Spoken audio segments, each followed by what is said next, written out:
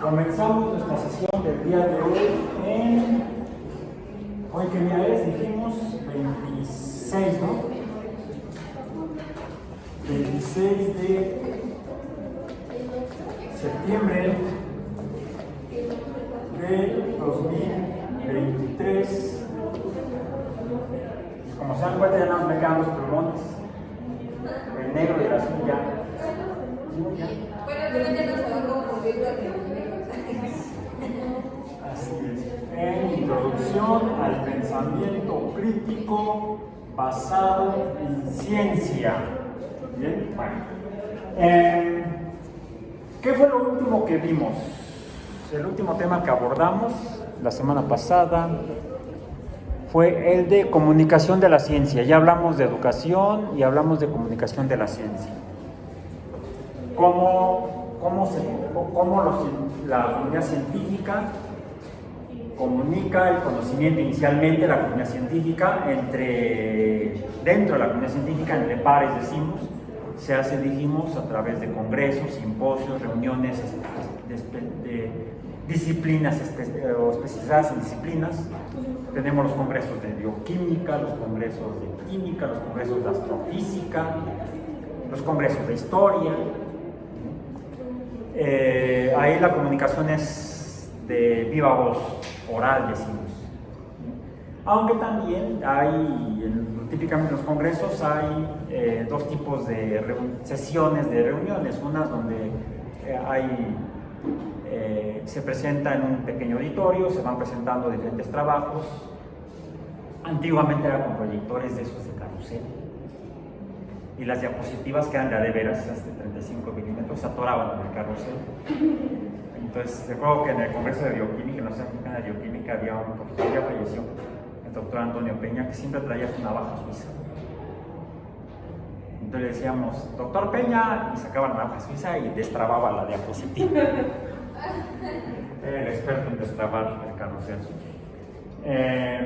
A uno le daban 10 minutos para exponer el trabajo, los resultados de los experimentos, y 5 minutos para preguntas. Y era padrísimo, porque ahí veían uno volar las bancas, las sillas de un lado a otro. Discusiones muy álgidas, pero civilizadas. Por eso volaban las bancas. No usábamos armas de fuego. Otro medio de comunicación, otro mecanismo en los congresos son la presentación de carteles. Los han visto en estas semanas. La semana pasada fue la semana de biología, creo. Esta semana está la de aerobiología, ¿sí? Y se presentan los trabajos todos juntos, varios juntos, durante un lapso de 1 hora típicamente, un poco más a veces, en una sala, en una sala grande, donde están pósters o carteles. Está ahí el autor, ¿sí? Como en el puesto del bazar, ahí vendiendo lo que produce. Aquí producimos conocimiento, y a quien llegue y pregunta, uno le contesta, y se hacen también discusiones más cercanas, y tiene uno más tiempo para tener una discusión más larga y más rica, quizá. A mí, por ejemplo, llegaban ahí con mi café, se acercaban, y así me emocionaba, me van a preguntar. ¿Con qué hiciste tus carteles? ¿Cómo imprimiste la gráfica? En un plotter, con un mainframe. Del experimento, ni madres.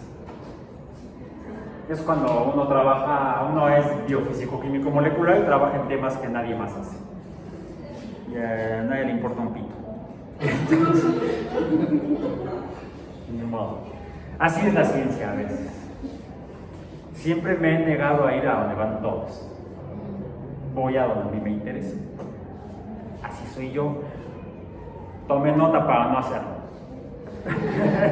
Ok, bueno, son decisiones personales en la vida. La otra manera en la que se comunica, a veces hay otro tipo de sesiones en que son auditorios más grandes, a donde llega la vaca sagrada a exponer lo último y está el auditorio lleno, uno trata de llegar temprano para buscar lugar adelante y poder preguntar a tiempo, si no, pues ya te tocó hasta atrás, en la escalera, y ahí ves, con los binoculares, y ya llega el presidente del Congreso, y voy a presentar al doctor Hohenlohe, el último investigador que ha hecho los últimos avances en el campo, y uno espera llegar ahí al señor ya entrado en años, anciano, así como que apenas llega, y va a exponer así lo que han hecho. Y de repente ves ahí que llega un chamaco, pues que parece que pues sí, fue el profesor Hohenlohe, el entrado del año, que le prestó el traje, ¿no? Que a todo Juan, la corbata mal puesta. Y entonces el presidente del Congreso pues, dice, bueno, les presento al doctor Hohenlohe. ¿Ese es increíble? Bueno, el doctor Hohenlohe hizo su licenciatura en la Universidad de Hindenburg y tiene el doctorado, lo obtuvo 3 años después en la Universidad de Princeton y ha logrado avances en la frontera del campo. Les presento al doctor Hohenlohe, que tiene 27 años. Sí, así sucede en otros lugares del mundo. Entran a la licenciatura 17, 18 años, terminan en 4 años e inmediatamente entran al doctorado. Quiere decir que salieron a los 21, 22 años, para los 20, no tardan en otros lugares 3 años. Quiere decir que para los 25, 24, 25 ya tienes el doctorado. Y estás haciendo investigación de frontera. Y estás haciendo los últimos hallazgos en el campo. Eso es cuando se tiene la estructura y la tradición adecuadas para eso. Hay sociedades en las que eso no existe y es cultural. Parte de la cultura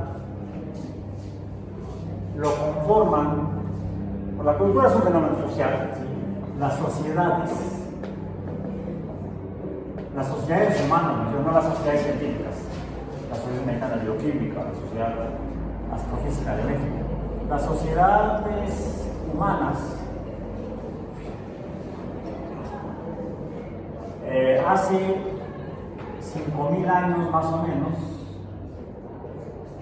establecieron las primeras ciudades-estado. Naciones, pero no eran grandes naciones, era una ciudad. No existían los estados nacionales. Y de aquí se construye la civilización.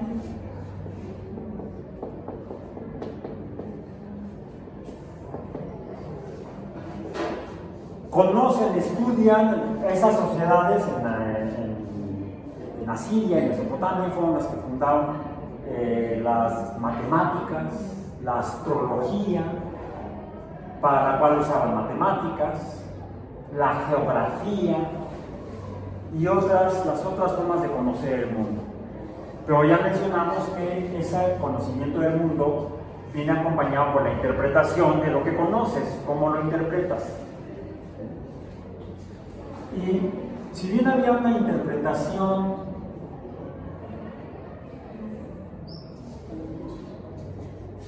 digamos matemática,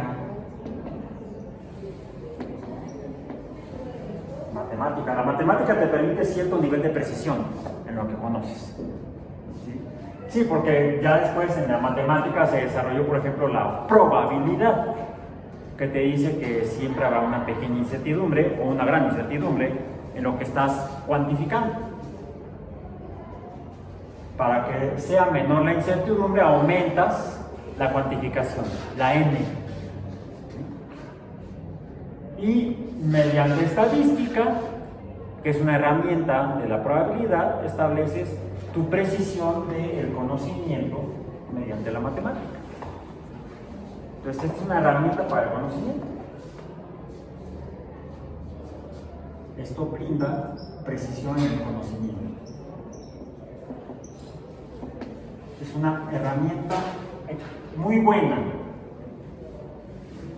Pero a veces a veces la gente no interpreta con base en esto, sino con base en lo que mencionamos al principio del curso, que es mediante la magia. Lo interesante es que esto también proporciona conocimiento, pero incluso lo voy a poner con un color diferente, porque vendría siendo un conocimiento diferente. ¡Ah! Ya.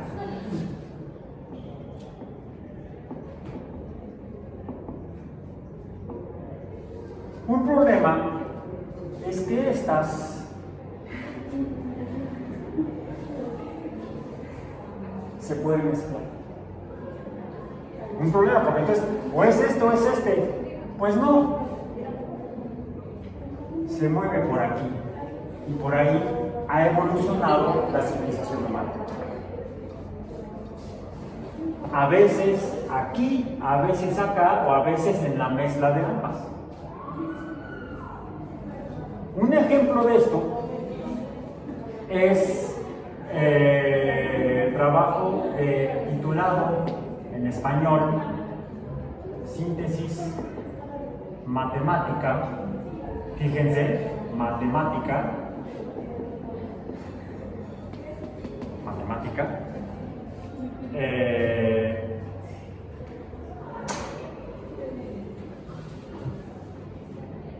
de Claudio Ptolomeo, es cerca de el año 150 por Claudio Ptolomeo. ¿Sí recuerdan qué es lo que plantea Ptolomeo en esta obra? Eso pasa por distraerse. Ya, yo el jalón de orejas. Dicen que la sangre con letra entra, no sale. La sangre con letra entra. La letra con sangre. No. Esto es rojo, pero no es sangre. Síntesis matemática por Claudio Ptolomeo del año aproximadamente 150. ¿Qué fue lo que escribió, lo que describió aquí Claudio Ptolomeo?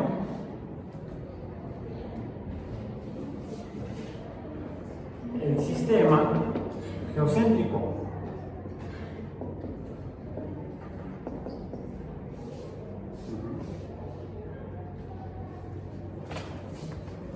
El cual fue, después de esto, propuesto un modelo alterno, que fue el sistema heliocéntrico,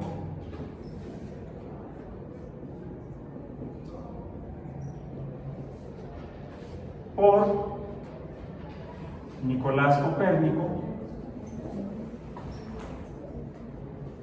en 1543 por año de edición. ¿Bien? Okay. Mayo de 1543. Que este es matemático, mientras que este es matemático, pero no es real. Habría quedado en el ámbito de la magia. ¿Debido a qué? A nuestra forma de percibir, ¿sí? A la, ¿cómo le dijimos? A la ilusión. Y la ilusión está en el ámbito de la magia, en el ámbito de lo real. La pregunta es cómo se manejan las sociedades, con base en qué toman sus decisiones. En magia, en conocimiento basado en este tipo de cosas, o en una combinación de ambas que puede estar a veces más cercana de la magia o a veces más cercana de la precisión que permite la herramienta matemática.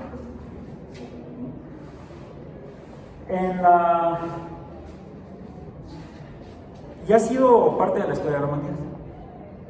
Traigo aquí uno de los libros que utilizo para este curso, escrito por Carl Sagan, titulado El mundo y sus demonios. Ya han leído algo de esto.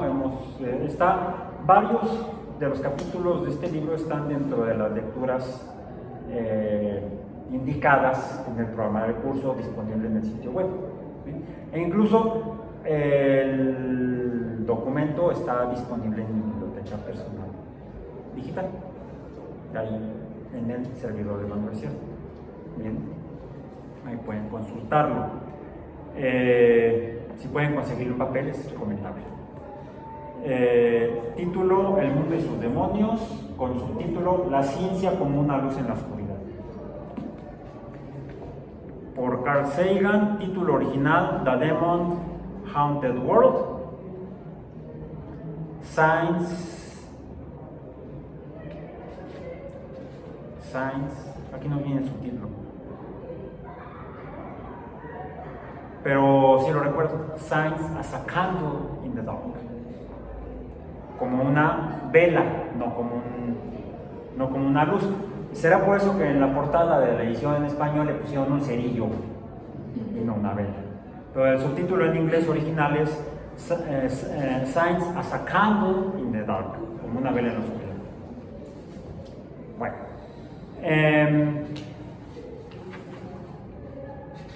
por cierto, se lo dedica a Tonio, su nieto. Te deseo un mundo libre de demonios y lleno de luz. Vienen aquí algunas epígrafes, 2. Esperamos luz y he ahí tinieblas. Isaías 59:9. Ya una cita bíblica. Es mejor encender una vela que maldecir la oscuridad. Refrán popular. Y viene el prefacio dirigido a sus profesores, a mis profesores, dice allí. Escribió Sagan. Me voy a saltar. Está interesante el prefacio que escribió Sagan. Habla un poco de qué lo motivó a estudiar finalmente una carrera científica, astronomía, en la Universidad de Chicago. De hecho, que lo menciona. Tuve la suerte de estudiar en una de las grandes instituciones del saber de la época, la Universidad de Chicago. Estudiaba física en un departamento que giraba alrededor de Enrico Fermi. Descubrí la verdadera elegancia matemática en Subramanian Chandrasekhar. Tuve la oportunidad de hablar de química con Harold Urey. Durante los veranos fui aprendiz de biología con H.J. Miller en la Universidad de Indiana y aprendí astronomía planetaria con el único practicante con plena dedicación de la época, G.P. Kuiper, aquel del cinturón de Kuiper. Tiene aquí una anécdota interesante. En Kuiper vi por primera vez el llamado cálculo sobre servilletas de papel. ¿Lo han hecho ustedes? O a veces en un sobre tienes una idea, te cayó unos datos, tienes una idea y no estás en tu lugar de trabajo, acabas de recoger la correspondencia, sacas la pluma y ahí te pones a hacer cálculos. Dice, se te ocurre una posible solución a un problema, coges una servilleta de papel, apelas a tu conocimiento de física fundamental, garabateas unas cuantas ecuaciones aproximadas, las sustituyes por valores numéricos probables y compruebas si la respuesta puede resolver de algún modo tu problema. Si no es así, debes buscar una solución diferente. Es una manera de ir eliminando disparates como si fueran capas de una cebolla. El cálculo de servilleta. No las hagan en Sanborns, Sí saben por qué. Las servilletas son de tela. Te van a poner a lavar las servilletas. Entonces, bueno, capítulo 14. Me voy a permitir aquí leer algunos fragmentos del capítulo 14. Se titula Anticiencia.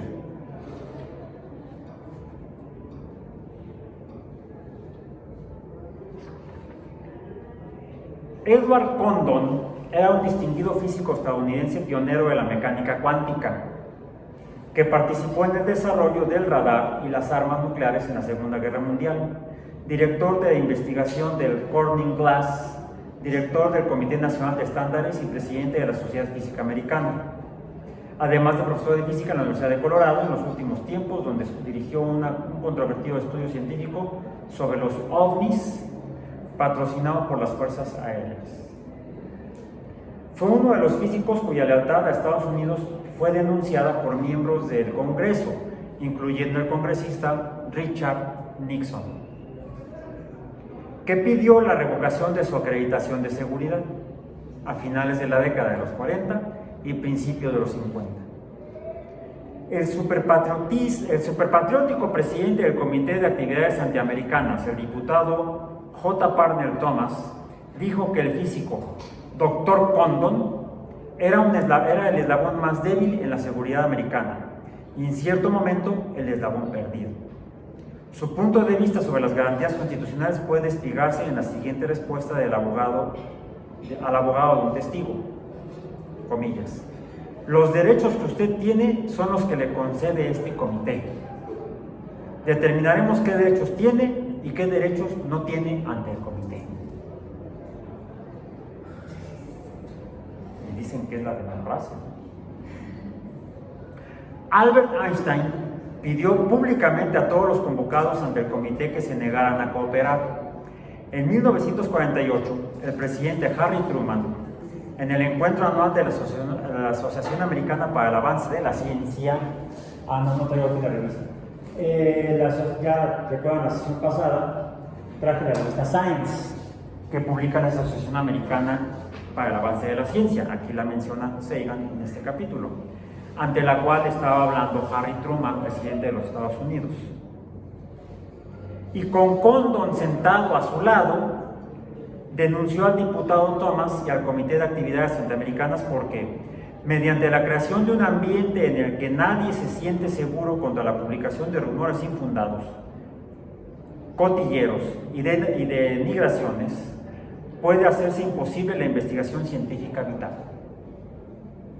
Calificó las actividades del comité de lo más antiamericano a lo que debemos enfrentarnos hoy en día. Es el clima de un país totalitario. 1948.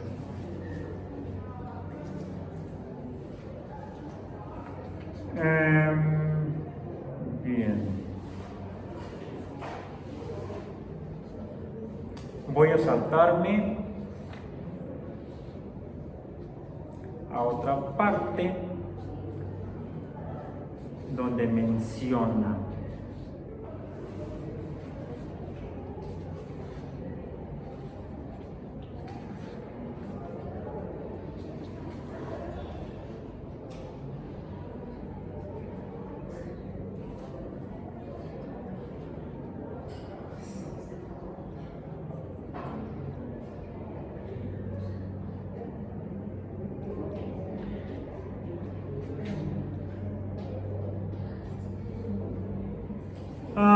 ok, aquí.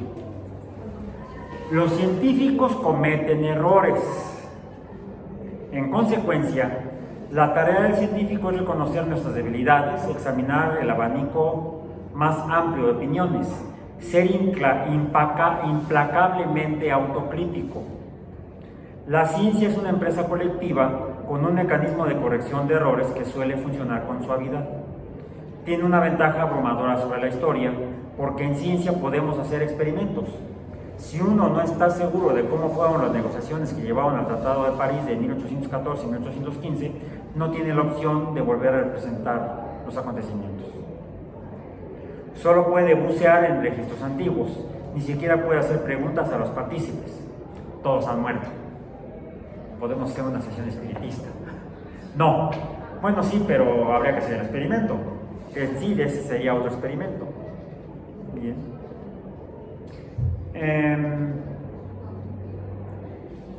En otro párrafo menciona algo similar. Tenemos sesgos, respiramos como todo el mundo, los prejuicios que imperan en nuestro entorno.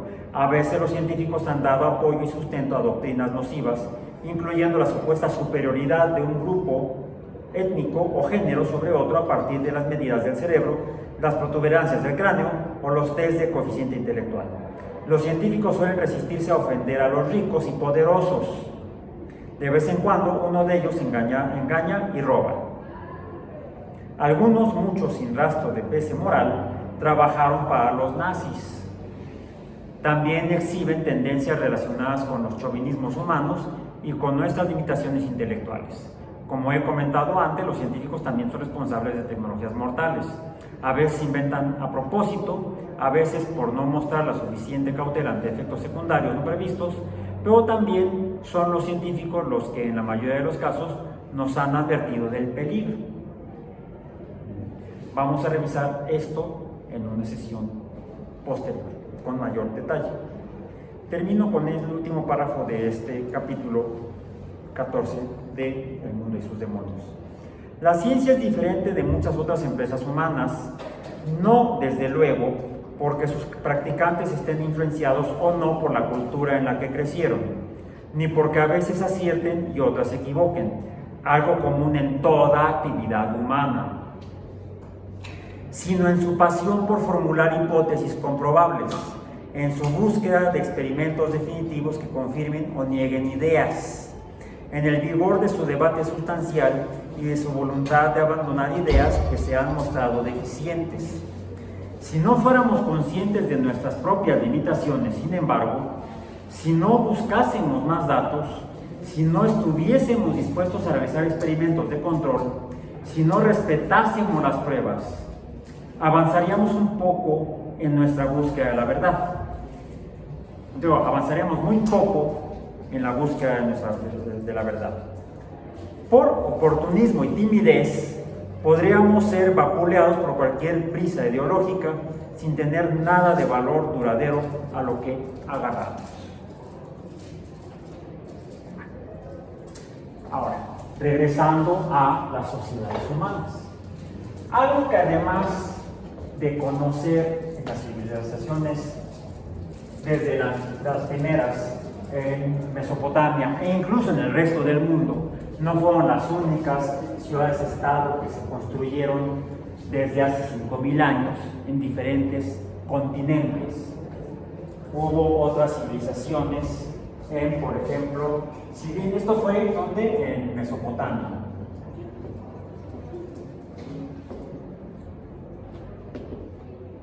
En particular. Pero también tiempo después, no mucho tiempo después, como los humanos ya habían emigrado a todos los continentes, al menos en 3 o 4 de ellos, depende de cómo los dividamos geográficamente, sí se llegaron a desarrollar estructuras sociales similares, ciudades-estado, antes de la posterior construcción o el advenimiento de, o la construcción más bien la conceptualización y la concepción de estados nacionales o naciones-estado. Hubo ciudades-estado no solamente en Mesopotamia. ¿Dónde se encuentra Mesopotamia? Todavía existe, no se ha hundido. Es donde están actualmente Irak, Irán, Siria, en particular Irak. Bagdad, la capital de Irak. Bagdad es una de las ciudades más antiguas. Hay hasta una novela que dio lugar a una película, El ladrón de Bagdad. Está en el oeste de Asia. Está en el oeste de Asia. Pero en el este de Asia y en el sur de Asia, en Asia, también se erigieron ciudades-estado. Por ejemplo, en el este de Asia, bueno, está Asia, en el este. Hacia el este, ¿cuáles civilizaciones se construyeron? La más antigua sería China. Hacia el sur, las de la India. En África, poco después de estas, mencionemos Fenicia, que ya no existe, está ahora ahí Líbano, pero también Egipto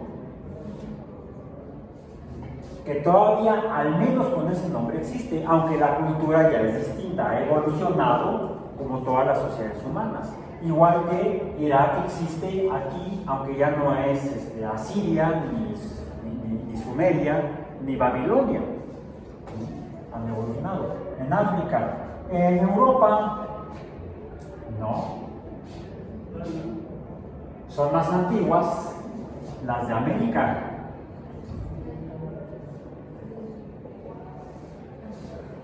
Las ciudades-estado americanas son más antiguas que las europeas. ¿Qué onda, mano? Y la más antigua en esta región es Mesoamérica, por ejemplo, está una que ya no existe, de hecho tiene mucho que desapareció desafortunadamente, pero están sus restos, que es la cultura olmeca.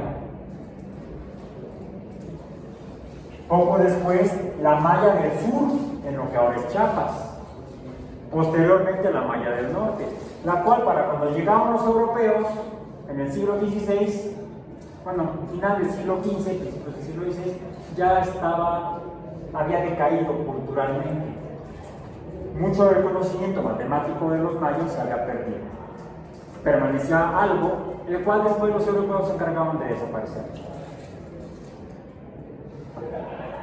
Cosas de esas cosas que hace la historia.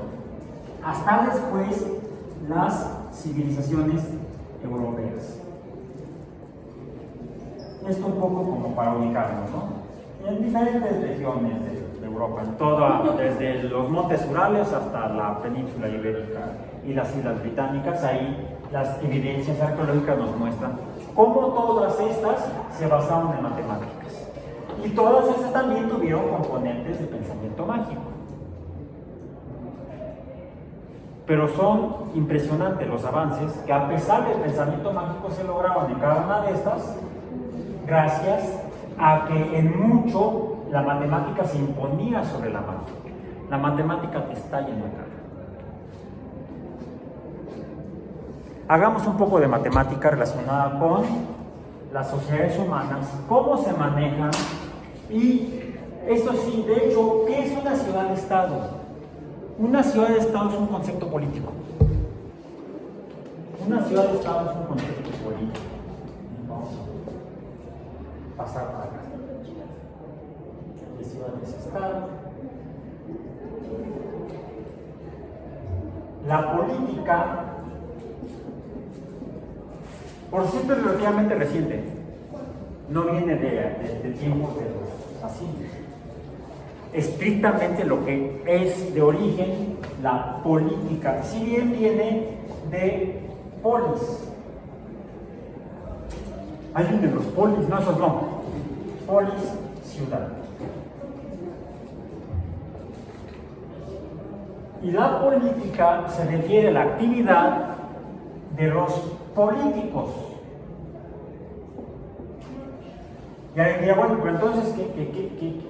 Sí, había gobiernos. Aquí había gobiernos en las ciudades-estado. Las ciudades-estado eran gobernadas, establecían una forma de organización y de regulación de esa organización, de esa sociedad humana. La organización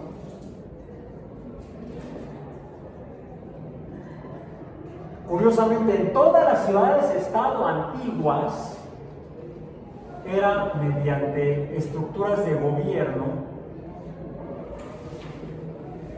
que en muchos se sustentaban en magia. Por eso estoy poniendo allá arriba, en magia. ¿Sí?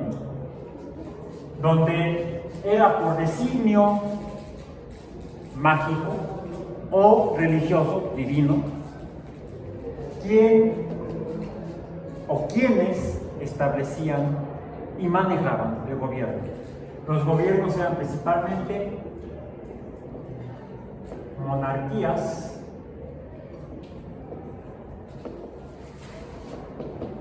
teocráticas. Eran gobiernos teocráticos. Y casi siempre manejaba o ubicaba ese gobierno teocrático en una persona. Una mona, no el mono, en el rey monarca, el emperador,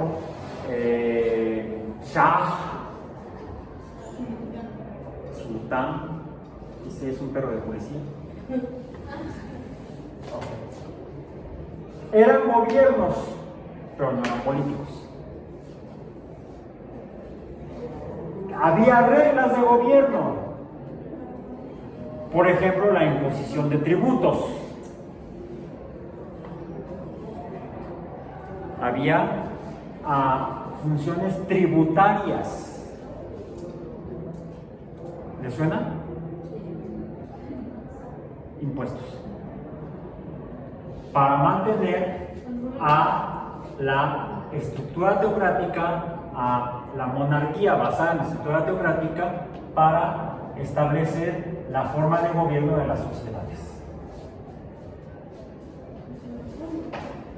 Pero no había políticos, había gobernantes, no políticos. Había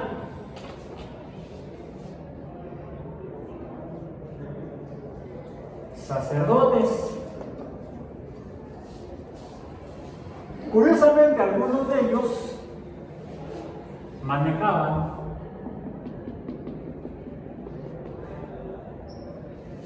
o tenían relación con la estructura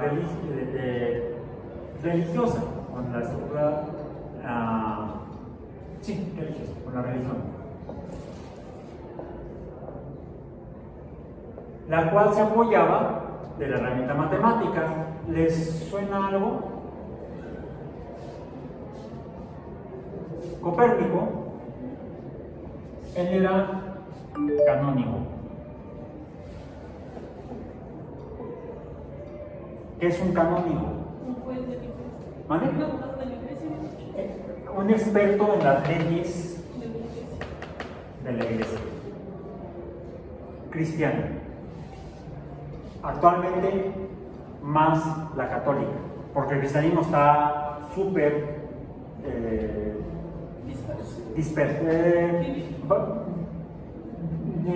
diversificado es la palabra, diversificado. Hay una diversidad de interpretaciones del conocimiento de los documentos en los que se funda el cristianismo. Cada quien interpreta a su modo, según les conviene en algunos casos. Como vemos, entonces es más, hay mayor incertidumbre que en la matemática. ¿A quién le hago caso? ¿Qué versión de los libros sagrados voy a leer y voy a interpretar y cómo lo voy a interpretar? Eso dicen que lo estudian los teólogos, pero no sé. Bueno, regresémonos a esto. Entonces, esto fue por miles de años la forma en la que las sociedades se organizaban. En todo el mundo. Había sacerdotes en Mesopotamia, había sacerdotes en la India, en China, en Fenicia, en Egipto y en las culturas mesoamericanas y sudamericanas como la Inca, por ejemplo. Aparente también las que no solamente había en América, puse nada más una, pero no solamente fueron en Mesoamérica, que va de lo que es más o menos el centro de la República Mexicana, que se ubica por donde están Guanajuato, Aguascalientes, San Luis Potosí, hacia el sur, hasta Centroamérica. Eso sería Mesoamérica, o sea, la América del Medio, porque también hubo culturas monárquicas teocráticas en Sudamérica, las más conocidas, las de la región andina en Perú y el norte de Bolivia, que fue la región donde imperó la cultura inca, pero no es la única. Recientemente se han hallado vestigios arqueológicos mediante tecnología satelital, tecnología espacial. Se han encontrado lo que parecen ser importantes construcciones del tamaño de ciudades, por ejemplo, totalmente cubiertas por el bosque tropical del Amazonas, de las cuales no sabemos prácticamente nada más que están ahí los restos. Se han encontrado otras similares en el norte de Chile, al sur de Perú, de las cuales tampoco sabemos prácticamente nada, porque no hay documentos que permitan reconstruir la historia de esas sociedades, pero los restos de construcciones y por lo tanto de ciudades antiguas en Sudamérica las hay. Como también se han encontrado en el último medio siglo en el norte de México, en los Estados Unidos y el sur de Canadá. Grandes construcciones, pero desafortunadamente no se han encontrado materiales o documentos útiles para hacer interpretaciones de tipo histórico. Lo que hay son restos de ciudades de las cuales prácticamente no sabemos nada. Pero ahí están, hubo gente que construyó ciudades. Desafortunadamente, sus culturas las desconocemos. Pero los humanos han sido siempre humanos y no es que han tenido este tipo de estructura de organización social. Porque es demasiado común en el mundo como para no pensar que todos son iguales. ¿Sí? O estadísticamente sería altamente probable que tuvieran estructuras de este tipo. ¿Cómo exactamente? No sabemos, pero seguramente pensaban, tenían imaginación mágica, probablemente desarrollaron matemática, porque las estructuras de las ciudades sugieren que hicieron ingeniería. Y para hacer ingeniería se requiere no ciencia, pero sí matemática. Hay que medir, hay que calcular de alguna manera. Bueno, y hagamos para ver cómo podemos interpretar a lo que ahora, porque también, regresando al concepto de política y de políticos, formalmente voy a permitirme nada más poner aquí, ¿quiénes son los políticos? De origen. Y por lo tanto, ¿qué es la política? O puede ser al revés, ¿qué es la política? ¿Qué fue originalmente la política? La política podemos encontrar su origen, eso sí, en Europa. Hace aproximadamente unos 3.000 años. 2.500 a 3.000 años. Que empezó a desarrollarse esa forma de pensar sobre las sociedades humanas. Ya no sobre la naturaleza, sino sobre las sociedades humanas. Las que más se desarrollaron son en la cuenca del Mediterráneo, en la zona más oriental, en la península del Peloponeso, la región que actualmente conocemos como la Grecia clásica, donde lo que se erigieron fueron ciudades-estado, no naciones, ciudades-estado. Como se dan cuenta, fueron muy comunes este tipo de organización social en todo, al menos en varios continentes. Al menos en Asia, en Europa y en América. En el norte de África y en el centro-oeste de África, yo no he podido investigar más. Pero sería cosa de buscar cómo fueron las sociedades que dieron origen, por ejemplo, a Egipto. Porque lo que más se difunde de Egipto es cuando ya es prácticamente una nación que abarca varias ciudades. Bueno. Y es ahí donde surge el concepto de, como polis es ciudad, quienes organizan a las ciudades y a las personas que viven en las ciudades y hablan por las personas que viven en las ciudades, ya no solamente por el monarca o por los sacerdotes, son los políticos. Los políticos o el político es quien habla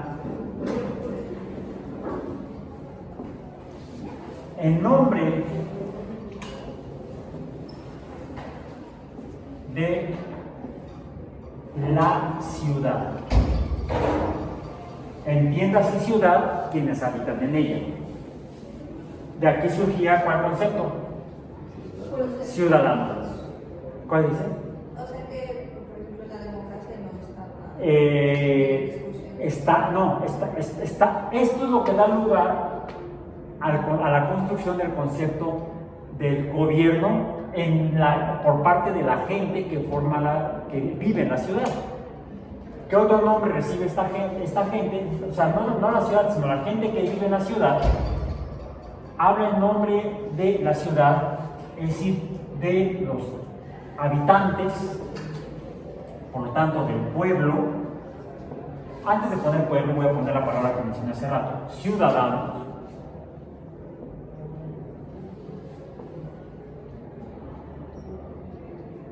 Y de los ciudadanos se deriva luego el pueblo. O populum, en latín, populum en latín. Vulgo, sinónimo. Vulgo, populo, populum, pueblo. Viene del concepto de los ciudadanos. Y es esto lo que da lugar finalmente a que al gobierno del pueblo, en griego, es demos. Y de aquí surge entonces del desarrollo de la política en los ciudadanos, en el demos, surge el concepto de democracia.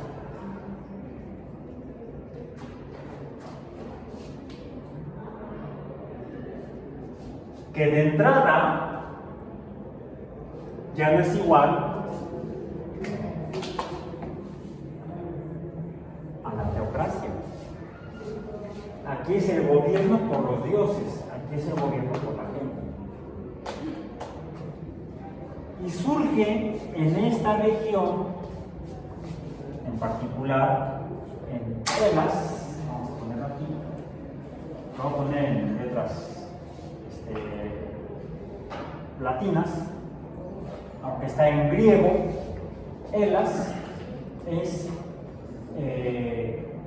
como se llamaban a sí mismos los habitantes de la región del Peloponeso, de la península del Peloponeso, los habitantes de esas múltiples ciudades que ahora llamamos Grecia. Pero Grecia actual no es la Grecia antigua, porque Grecia actual es una nación, que es la cual, por cierto, ha tenido monarquías históricamente. Al inicio de la Segunda Guerra Mundial, Grecia era una monarquía. Al final de la Segunda Guerra Mundial, Grecia era una monarquía. Es más, la madre del actual rey de España es la princesa de Grecia. Todavía, aunque Grecia sea una república hoy en día. O sea, es una princesa de una nación que ya no existe. Existe Grecia, la república, pero la nación monárquica griega ya no existe. ¿Sí? Porque las sociedades evolucionan. Bueno, ok. De aquí surge entonces este concepto. ¿Qué se desarrolló en esta región además de la política, que luego se exporta a Roma? Roma también tiene fases de gobiernos de tipo democrático, y aunque pasa también por episodios monárquicos. Y de repente, estructuras de gobierno intermedias. Es una monarquía, pero hay un senado donde el emperador no es no rige de manera absoluta, se va modificando. Va como aquí. Las sociedades humanas no son blanco o negro, tampoco verde y blanco, o rojo y blanco, o verde, blanco y rojo. Bueno, sí, estamos en el mes de la patria. Verde, blanco y rojo. Ok, bueno. ¿Qué se desarrolla en esta región? Nutrida por la cultura que viene de Mesopotamia, e incluso tiempo después de la misma India, la cultura mediterránea, que se nutre principalmente de Egipto y de Grecia. El conocimiento que viene siendo la base de la ciencia que se construye a partir del siglo XVI, a partir de la revolución copernicana con la modificación del pensamiento mágico del sistema crocéntrico al sistema heliocéntrico. Entonces, como se dan cuenta, también la evolución de la sociedad humana en la Tierra no es blanco o negro, es compleja. Por lo tanto, la interpretación de la misma también lo es. ¿Qué nos puede ayudar para entender un poco la complejidad? La herramienta matemática. Y hagamos el cálculo que tenía yo maliciosamente pensado para el día de hoy. ¿Qué es esto? ¿Ya entendieron por dónde va? No, el volumen no es tan relevante en este caso. El sabor sí es de limón, no. De hecho, había yo comprado otra ayer, que fui al súper, pero se me olvidó en el refrigerador. Entonces esta la compré en una de las tienditas aquí, afuera de la universidad. Porque viene un dato importante. Estamos en introducción al pensamiento crítico basado en ciencia. Una herramienta fundamental de la ciencia es la matemática. Permitió construir ciudades incluso antes de la ciencia. La matemática se funda con las primeras ciudades. Ya la matemática. El conteo empezó antes, siglos antes o milenios antes, no sabemos. Para hace 10.000 años los humanos ya contaban. Quizá tenían alguna matemática, pero no tenemos los documentos, entonces no podemos afirmarlo. Tampoco podemos negarlo. Podemos especular. Podemos hacer una especulación educada. O sea, una especulación basada en conocimiento y datos. Está el hueso de chango, que es la evidencia física que tenemos, que sugiere que alguien estaba contando. Por lo tanto, desde entonces, la gente probablemente contaba. Desarrolló el concepto de número. Esto lo abordo, de hecho, en el curso de la matemática en el primer tema, que es teoría de conjuntos numéricos. Así empiezo el curso, hablando del hueso de chango. ¿Cuándo los humanos inventaron los números? Con el tiempo empezamos a usar los números romanos. Este sería el uno romano. Los indios desarrollaron los suyos propios, que ahora los usamos nosotros, traídos por los árabes, y no los mencioné aquí, del suroeste de Asia hacia a los europeos. Durante los inicios del Renacimiento europeo. El libro original de Copérnico, por cierto, los cálculos están hechos con números romanos. Con números romanos. No quiero saber cómo le hizo Copérnico, pero bueno, lo hizo. Entonces, los números nos permiten acercarnos a conocer la realidad. Esta gelatina de limón tiene aquí un dato numérico, que esto está establecido por el Sistema Internacional de Medidas. Las unidades de medición. Ya no medimos, o ya no debemos medir con unidades imperiales, ni siquiera bíblicas. ¿Cuáles son las unidades bíblicas? Por ejemplo, para la longitud. ¿Cómo le dijo aquel para que hiciera el barcote? Para una pareja de cada especie.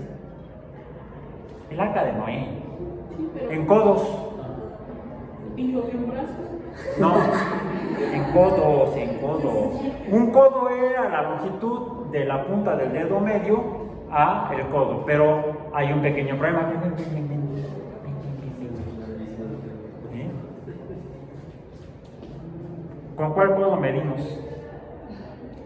Depende si vamos a vender o vamos a comprar. Si vamos a vender, con el de ella. Si vamos a comprar, con el mío. ¿Ves? Entonces, por eso es que se deben establecer sistemas estándares universales y, si se puede, basados en conocimiento científico, que eso es el Sistema Internacional de Pesos y Medidas.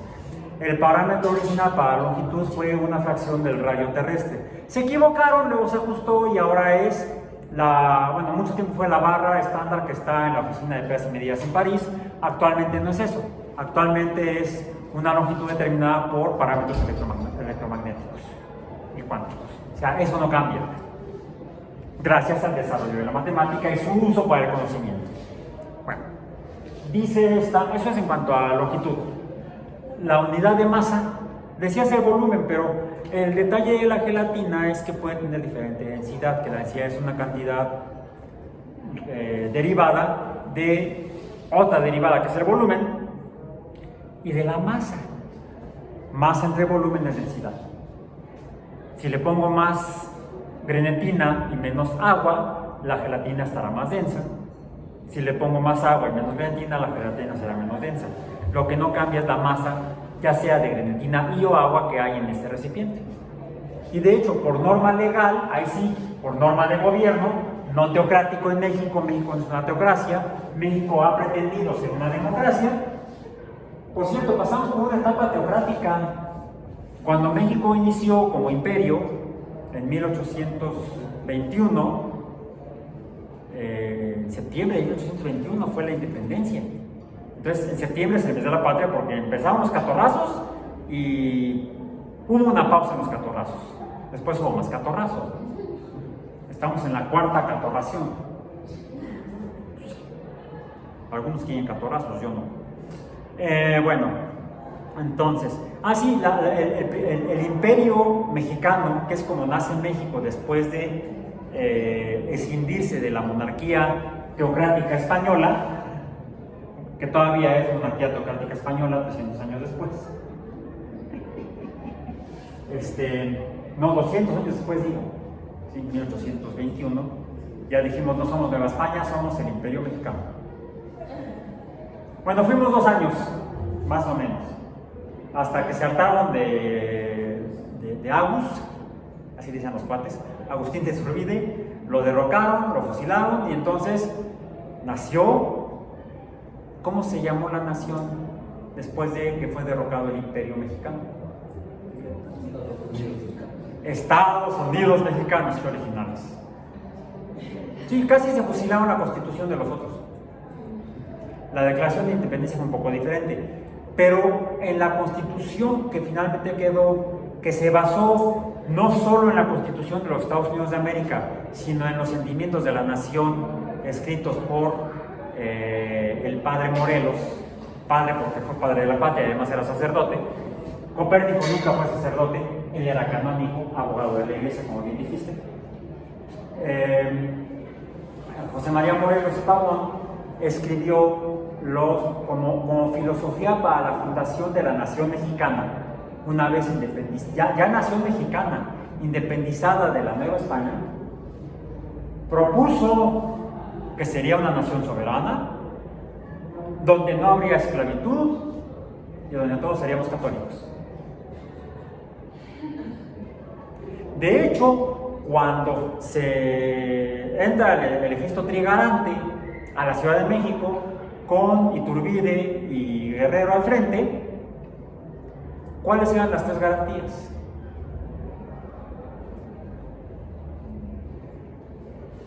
Libertad, patria y religión. Nacimos como una teocracia y además monárquica. Después se dio la revolución, les digo, tiraron a Iturbide, se impusieron los Estados Unidos mexicanos, una república teocrática, porque tomaron como documento base los sentimientos de la nación de Morelos, que pues era evidente, él era sacerdote católico. Entonces nacimos como nación teocrática. En el segundo catorrazo, el primer catorrazo fue la independencia, el segundo catorrazo fue la reforma, sí. Le llaman transformación. Alguien le llama así. Catorrazo, le digo yo. Pues nada más. La guerra de reforma, ¿por qué reforma? Se reforma la Constitución en 1857. ¿Y cuál fue el motivo por el cual se fueron a matar unos a otros? Cuando curiosamente el quinto mandamiento decía: no matarás, salvo que la separación de la iglesia del estado civil, de los ciudadanos. Civilis viene de ciudadano, o ciudadano viene de civilis. La V también sonaba como U. Civilis, civilis, bueno, ciudadano. Entonces establece una democracia ya no teocrática, una democracia laica, en 1857. Pero lo importante es la matemática. Esa no cambia. Podemos cambiar de régimen de gobierno, pero la matemática no la podemos cambiar. La matemática nos revienta en la cara. El número que establece aquí el sistema internacional viene como una fracción. La unidad internacional de masa, ¿cuál es? El kilogramo. Y la unidad internacional de masa es el kilogramo. Pero como es muy poquita gelatina, esto no es un kilogramo, es bastante menos que un kilogramo. Viene en la milésima parte de un kilogramo. ¿Cuál es? Pues si le quitan los kilos, quedan los gramos. Dice aquí que tiene ¿cuántos gramos esta gelatina? Apenas se ve que pusieron en blanco. ¿Cuánto? 125 gramos. Ya saben por dónde va la ejercicio. Estamos hablando de la introducción al pensamiento crítico en las sociedades humanas. Basado en ciencia, deberíamos usar matemáticas para interpretar cómo gobernarnos con base en matemáticas. Una gelatina, vamos a separar aquí de la religión. Aquí nos dan a los católicos, les dan el pan y el vino. Yo prefiero hostias, yo prefiero el vino. Bueno, sí me gusta el vino con queso pan y vino. Me falta el queso, por eso no voy a misa. No dan queso. Ok, bueno. Más o menos. Ok, entonces, una gelatina. Por cierto, la que compré ayer, que se me olvidó, gelatina, que viene en un empaque similar, pero que es de otra marca. También vi la masa y dice 125 gramos. O sea, una gelatina estándar que uno puede comprar en la tiendita de la esquina o en el supermercado, tiene 125 gramos. O sea, no es ni para una muela, pero bueno. Yo cuando me sirvo de la casa es tazón de gelatina. La masa es de 125 gramos. Estrictamente, en sistema internacional, esto es igual a 1.125 kilogramos. Es la unidad internacional.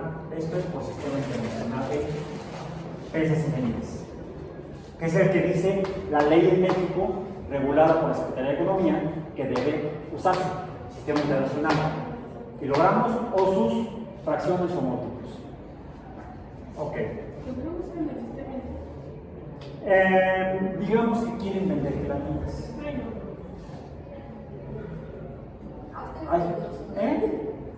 Hay gente que se hizo millonaria vendiendo computadoras, otros se hicieron millonarios vendiendo gelatinas. Le creo más a Steve Jobs. Se hizo rico vendiendo computadoras. Carl Sagan se hizo rico vendiendo libros. La venta de Cosmos, del libro de Cosmos en 1980 y los años siguientes, lo convirtió pasó de ser pobrezón a ser profesor. De ser profesor universitario en la Universidad de Cornell a ser profesor universitario y millonario. No siempre viene en el calendario. El que no se les olvida es el 29 de febrero. Ok, bueno. Ok, entonces, digamos que ustedes quieren vender 600 gelatinas. 600 gelatinas. ¿Cuál es la masa de 600 gelatinas? Hagan el cálculo. En kilogramos. Punto 125 kilogramos. Porque también hay quien vende tortillas y hay quien se ha hecho rico vendiendo tortillas. Y las tortillas normalmente la gente las compra de a kilo. O sea, de a 1000, no, de kilogramo. Me da por favor un kilo de tortillas. Ahorita vengo, voy por mi camión. Quiero mis tortillas. Bien. Entonces, ¿cuál es la masa de 600 gelatinas?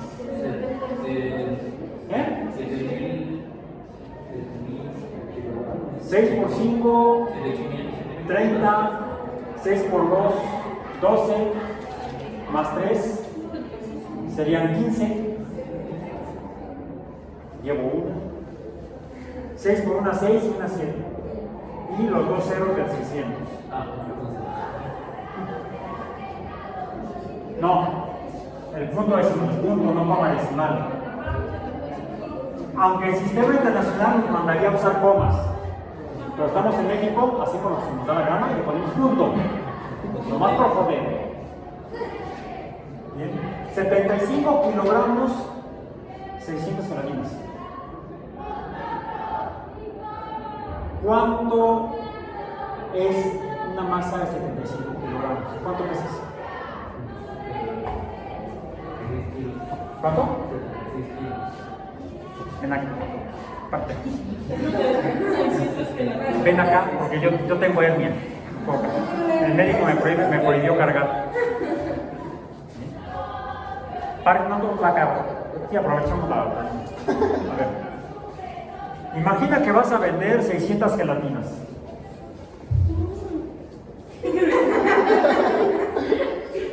Vente para acá.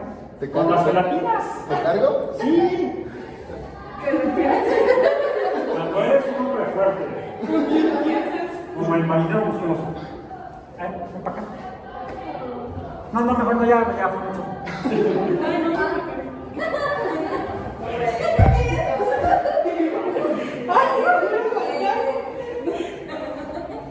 Si me has llamado es su culpa, ¿eh? Yo no A sé ver, qué solamente inténtalo.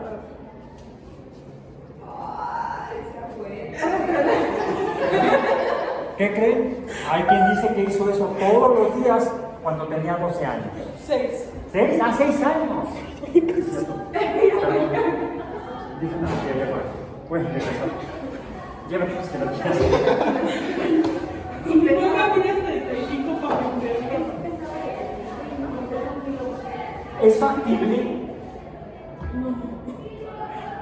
que un menor de edad de 6 años a pie se lleve estas?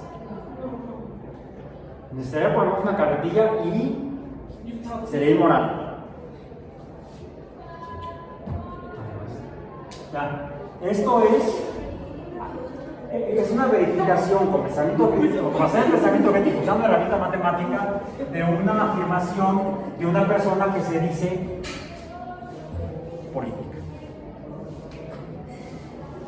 ¿Cómo tomar en cuenta lo que dicen las personas, por ejemplo, en el ámbito de la política?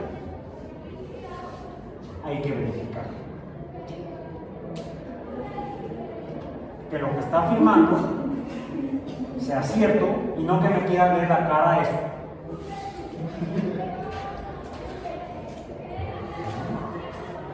De ahí la importancia del pensamiento crítico, no en la ciencia, en la sociedad. Porque finalmente, ¿qué es la democracia? Es el gobierno con base en las decisiones del pueblo. Y o vivimos en una democracia informada o una democracia en la ilusión. ¿De qué depende? De cómo, en cuál de estos dos se maneje esa sociedad. Y son todos los que, por ley, en esa sociedad en particular, pueden participar activamente en las decisiones democráticas. En México, toda persona mayor de 18 años con ciudadanía mexicana, sea por nacimiento o por naturalización. De ahí la importancia del pensamiento crítico en la sociedad. Eso es una participación social, política. La pregunta es, ¿está informada o está en el ámbito de la ilusión? No porque sea estrictamente pensamiento mágico religioso, puede ser pensamiento mágico, político, en una desvirtuación de lo que originalmente era la política. Así como ha habido diversificación en el pensamiento cristiano, también ha habido diversificación en el pensamiento político en el mundo entero.